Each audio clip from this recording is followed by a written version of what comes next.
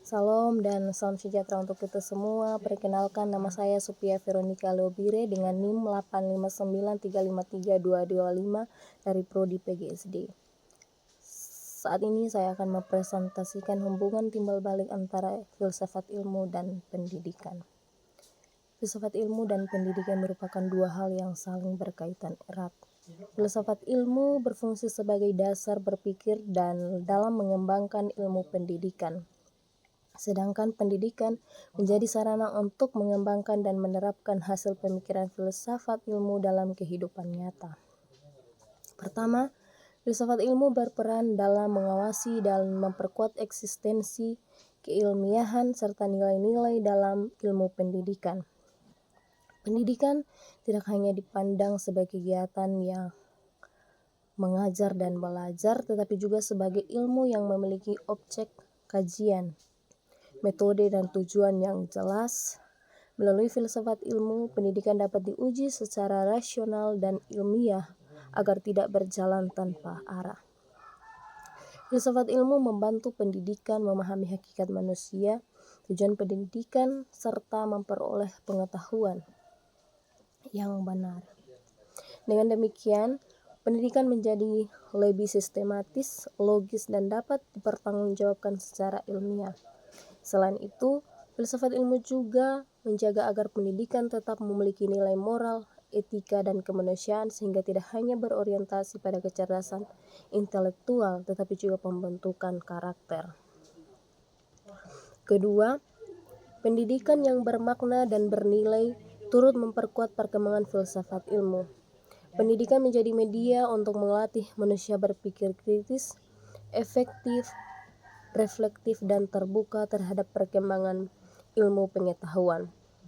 Melalui proses pendidikan, manusia belajar mempertanyakan, menguji, dan mengembangkan suatu pengetahuan. Dari sinilah filsafat ilmu terus berkembang karena adanya pemikiran baru yang lahir dari dunia pendidikan. Ketiga, filsafat ilmu disebut sebagai pisau analisis karena memiliki tiga landasan utama, yaitu ontologi, epistemologi, dan aksiologi. Ontologi membahas hakikat atau inti dari pendidikan. Misalnya, apa tujuan pendidikan dan siapa yang menjadi subjek pendidikan. Ontologi membantu kita memahami bahwa pendidikan bertujuan membentuk manusia yang berilmu, berkarakter, dan mampu hidup bermasyarakat. Epistemologi membahas cara memperoleh pengetahuan dalam pendidikan. Dalam hal ini, guru perlu menentukan metode pembelajaran, penelitian, dan evaluasi yang tepat agar ilmu yang diberikan benar dan dapat dimahami peserta didik.